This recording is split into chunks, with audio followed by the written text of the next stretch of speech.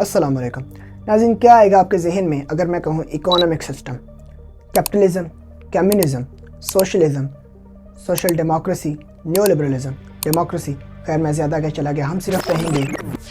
Capitalism پر اور communism پر. اور ان لوگوں کے لیے جن کو نہیں پتا کہ کیپٹلزم اور کمیونزم کیا ہے، اگر میں سادہ لفظوں میں ان کو ایکسپلین کرنا چاہوں تو کیپٹلزم سے مراد یہ ہوتا ہے کہ کوئی شخص، کوئی ادارہ، چاہے وہ جتنے مرضی پیسے کمائے اور جس مرضی طریقے سے کمائے، گورنمنٹ کو یہ حق نہیں پہنچتا کہ اس کے اندر مداخلت کرے، اس کے اوپر ٹیکس عائد کرے. اور پریکٹیکلی سسٹم میں کیا ہوتا ہے، جو کہ امریکہ کے اندر دیکھا ہم نے،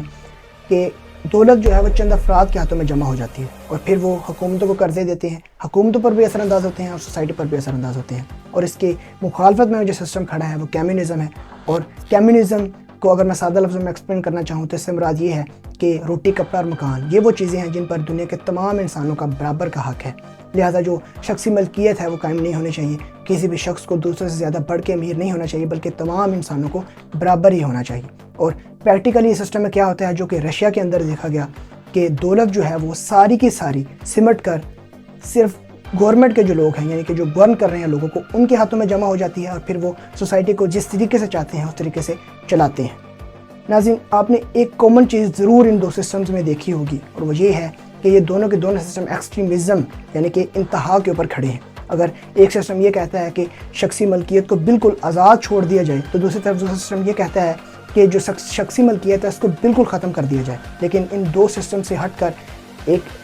ایسا سسٹم بھی موجود ہے جو کہ معتدل ہے. اور آج سے 14 سال پہلے ایک شخص، جس کا نام حضرت عمر رضی اللہ تعالیٰ عنہ ہے، انہوں نے وہ سسٹم پیش کیا اور جو اسلام کا اکانومک سسٹم ہے. ناظرین، آج کی اس ویڈیو میں ہم یہ دیکھیں گے کہ جو اسلام کا اکانومک سسٹم ہے وہ کیا ہے اور وہ کس طرح سے ورک کرتا ہے. اور ویڈیو کے لاسٹ پہ آپ کو یہ چیز سمجھ آ جائے گی کہ جو اسلام کا اکانومک سسٹم ہے وہ کس طرح سے دنیا میں جو ظلم ہے اس کو ختم کرنے کے لیے اور انصاف کو قائم کرنے کے لیے ضروری ہے.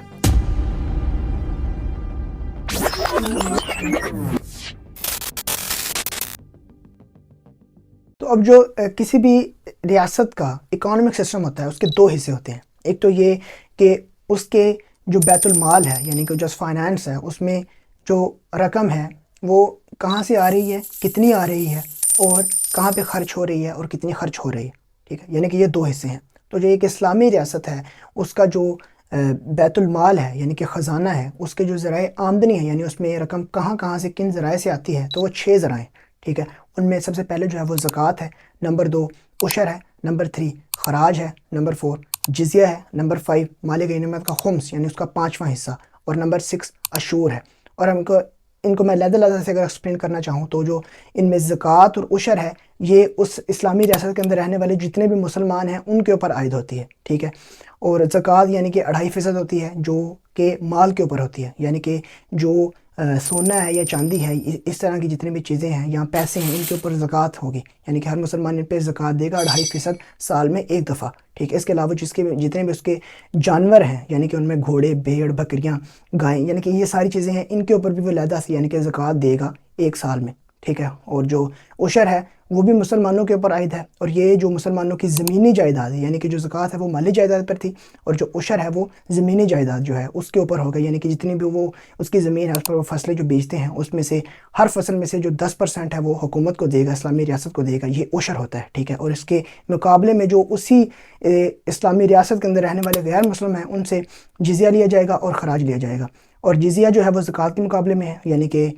جہاں پر مسلمان جو ہے وہ زکوٰۃ دے رہے ہیں سال میں 2.5%، تو وہاں پر جو غیر مسلم ہیں وہ جزیہ دیں گے. اور جو جزیہ ہے وہ سال میں صرف ایک دفعہ ہوتا ہے اور اس کو کم بھی کیا جا سکتا ہے اور معاف بھی کیا جا سکتا ہے. اور اس کے مقابلے میں جو زکوٰۃ ہے وہ فرض ہے اللہ تعالیٰ کی طرف سے، اس لیے اس کو معاف نہیں کیا جا سکتا. یعنی کہ مسلمان کو وہ دینا ضروری ہی ہے. اور جو جزیہ ہے وہ غیر مسلم چاہے تو گورنمنٹ اس کو معاف بھی کر سکتی ہے اور اس کو کم بھی کر سکتی ہے. اور اس کے ساتھ جو خراج ہے جو غیر مسلم نے دینا ہے، ٹھیک ہے، جزیہ اس کی محافظت کے لیے تھا، یعنی کہ جو اسلامی ریاست ان ذمیوں کی یا جو غیر مسلم ہیں ان کی حفاظت کر رہی ہے، اس پر وہ ان سے جزیہ لے رہی ہے. ٹھیک ہے،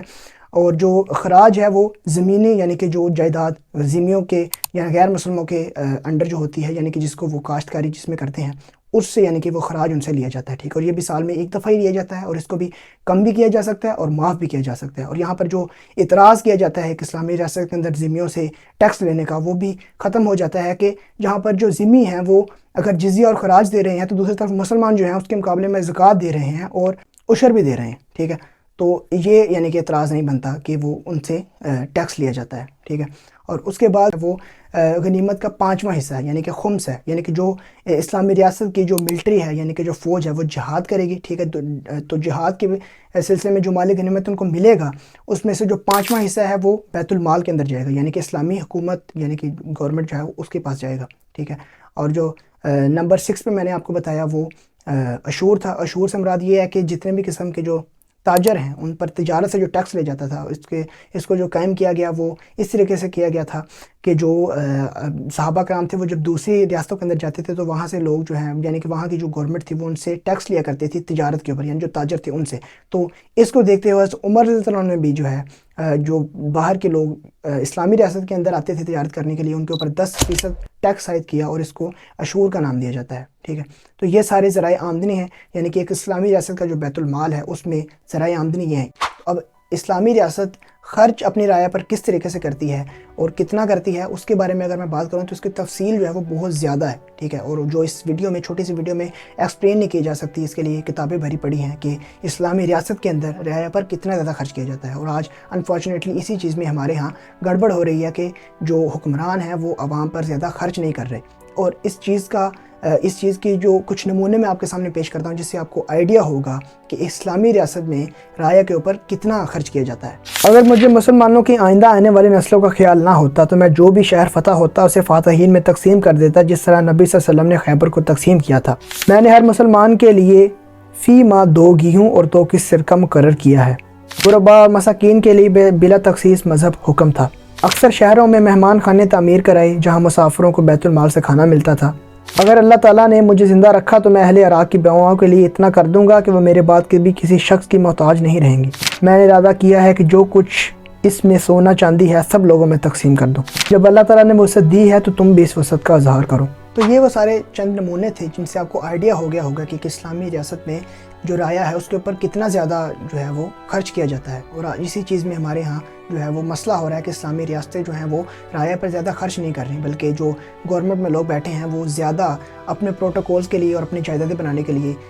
بیت المال کی رقم کو استعمال کرتے ہیں۔ اور حضرت عمر رضی اللہ عنہ تو اس معاملے میں اتنا سخت تھی کہ جو اسلامی ریاست کا اکانومک سسٹم انہوں نے پیش کیا وہ یہ تھا کہ جو ارکان سلطنت ان کے لیے معیار قائم تھا کہ وہ اس معیار سے بڑھ نہیں سکتے تھے، یعنی کہ جتنا جو مال تھا وہ سارا کا سارا جو رعایا ہے اس کے اوپر تھا اور اس کی خوشحالی کے لیے تقسیم جو ہے وہ لگا دیا جاتا تھا۔ اس میں رفاع عامہ کے بہت زیادہ کام تھے، اس کے علاوہ جو یہ سڑکیں اور پل، یعنی کہ رعایا کو ہر لحاظ سے خوش رکھا جاتا تھا، ان پہ خرچ کیا جاتا تھا۔ اب میں نے آپ کو یہ سارا بتا دیا کہ اسلام کا جو اکانومک سسٹم ہے اس کے اندر جو ذرائع آمدنی ہے یعنی کہ اس کا جو بیت المال ہے اس میں رقم کہاں سے آتی ہے اور کتنی آتی ہے اور رعایا پر کس طریقے سے خرچ کی جاتی ہے۔ اب ساری چیزوں کو بیان کرنے کے بعد اب لاسٹ پہ میں آپ کو یہ بتاتا ہوں کہ جو اسلام کا اکانومک سسٹم ہے وہ کس طرح سے کیپٹلزم اور کمیونزم سے بہتر ہے۔ دیکھیں کیپٹلزم ہے جو ہے وہ یہ کہتا ہے کہ جو شخصی ملکیت ہے اس کو یعنی کہ وہ پروموٹ کرتا ہے کہ کوئی شخص جتنا مرضی کمائے اور جس مرضی طریقے سے کمائے، گورنمنٹ اس کے اندر کوئی مداخلت نہیں کر سکتی۔ لیکن اسلام کا جو اکانومک سسٹم ہے وہ اس چیز کے تو حق میں ہے کہ جو شخصی ملکیت ہے وہ قائم رہے، لیکن وہ یہ نہیں کہتا کہ اس کو بالکل آزاد چھوڑ دیا جائے، بلکہ وہ اس کے اوپر 2 شرطیں لگاتا ہے۔ ایک تو یہ کہ وہ شخص چاہے جتنا مرضی کمائے، لیکن یہ ہے کہ وہ اس کو حلال طریقے سے کمائے، وہ کسی ایسے طریقے سے مال نہیں کما سکتا جس سے دوسرے لوگوں کو نقصان ہو، ٹھیک ہے۔ اور نمبر 2 کہ جب وہ مال کما لے گا تو اس کے اوپر زکوٰۃ جو ہے وہ فرض ہے، وہ اس کو گورنمنٹ کو یعنی کہ اسلامی ریاست کو دینا پڑے گی، ہر صورت دینا پڑے گی، وہ اس کے اوپر فرض ہے۔ تو اس لحاظ سے جو شخصی ملکیت ہے اگر کوئی شخص جتنا بھی امیر ہوتا چلا جائے گا اس کی زکوٰۃ اتنی ہی بڑھتی جائے گی اور وہ اسلامی ریاست لے کر غریبوں میں اور عوام میں تقسیم کر دے گی۔ تو اس چیز کے اس سے میں نے ریلیٹ کر دیا۔ اب میں اس کو کمیونزم کے ساتھ ریلیٹ کر کے بتاتا ہوں۔ کمیونزم میں پریکٹیکلی کیا ہوتا ہے، دیکھیں لاجیکلی جو ہے نا وہ کمیونزم نافذ نہیں ہو سکتا، کبھی بھی لاجیکلی یہ نہیں ہو سکتا کہ دنیا کے تمام انسان جو ہیں وہ برابر ہو جائیں مالی اور جائیدادی لحاظ سے، اس طرح سے کبھی بھی نہیں ہو سکتا لاجیکلی۔ اس کا جو پریکٹیکل رخ ہے وہی ہم دیکھ لیتے ہیں کہ پریکٹیکلی اس میں کیا ہوتا ہے کہ یہ ہوتا ہے کہ وہ جتنی بھی دولت ہوتی ہے ساری کی ساری زمینی بھی اور مالی بھی وہ ساری گورنمنٹ کے جو لوگ ہیں ان کے ہاتھوں میں جمع ہو جاتی ہے ساری کی ساری۔ تو جب وہ ان کے ہاتھوں میں جمع ہو جاتی ہے تو اس کے بعد وہ سوسائٹی کو جیسے چاہتے ہیں وہ جیسے چلاتے ہیں۔ اور اس طرح کا سسٹم جو ہے وہ پہلے رومن اور جو پرشین امپائر ہیں ان کے اندر بھی ایسے چلتا تھا، یعنی کہ جس علاقے پر وہ قبضہ کرتے تھے وہاں کی جو سارے مال ہے اور ساری جو جائیداد ہے وہ ساری کی ساری جو ارکان سلطنت یعنی کہ جو لوگ گورن کرتے تھے ان کے ہاتھوں میں جمع ہو جاتی تھی وہ ساری کی ساری۔ تو حضرت عمر رضی اللہ عنہ نے کیسے اس کو جب بدلا، وہ یہ اس طرح تھا کہ جب اسلامی ریاست کے جو علاقے قبضے میں آتے تھے اس پہ پراپر جو ہے نا وہ ان کی صحابہ کے ساتھ بحث ہوئی، کیونکہ صحابہ کچھ ایسے تھے جو جن کی رائے یہ تھی کہ جو علاقے فتح ہوتے ہیں وہ فوجیوں کے قبضے میں دے دی جائیں، لیکن حضرت عمر کی رائے یہ تھی کہ وہ جو وہاں کے رہنے والے لوگ ہیں انہی کی ملکیت میں رہنے دی جائے، ان سے چھینی مت جائے، لیکن یہ کہ اس کے اوپر خراج یعنی کہ 1 سال کے بعد ان سے جو ہے وہ ٹیکس لے لیا جائے۔ تو اسلام جو ہے وہ یہ نہیں کہتا بالکل بھی کہ جو ہے وہ بالکل جو شخصی ملکیت ہے اس کو پروموٹ بھی نہیں کرتا اور اس کو بالکل ختم بھی نہیں کرتا، بلکہ وہ ان کے درمیان کا ایک سسٹم دیتا ہے، یعنی کہ زکوٰۃ کا سسٹم دیتا ہے، اور اس سے یہ بھی ظاہر ہوتا ہے کہ جو اسلام کا اکانومک سسٹم ہے وہ معتدل ہے، یعنی کہ وہ قابل عمل ہے اور اس سے امن قائم ہوتا ہے اور جو ظلم ہے اس کا خاتمہ ہوتا ہے، کیونکہ جو کیپٹلزم ہے یا کمیونزم ہے پریکٹیکلی یہ دنیا میں جس وقت بھی اور جتنا بھی رائج رہے ہیں انہوں نے اس سے ظلم ہی پروموٹ ہوا ہے اور امن جو ہے وہ دیکھنے کو نظر نہیں آیا۔ تو اس لیے جو اسلام کا اکانومک سسٹم ہے وہ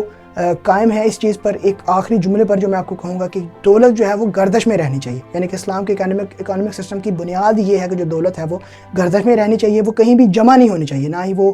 کسی ریاست کے پاس، نہ ہی کچھ چند افراد کے پاس جمع ہونی چاہیے، بلکہ وہ گردش میں رہنی چاہیے سوسائٹی میں، تاکہ دنیا کے اندر امن قائم رہے۔ تو ناظرین یہ ویڈیو تھی جس میں نے ایکسپلین کیا آپ کو اسلام کا اکانومک سسٹم۔ ملتے ہیں اگلی ویڈیو میں، تب تک کے لیے اپنا خیال رکھیں، اللہ حافظ۔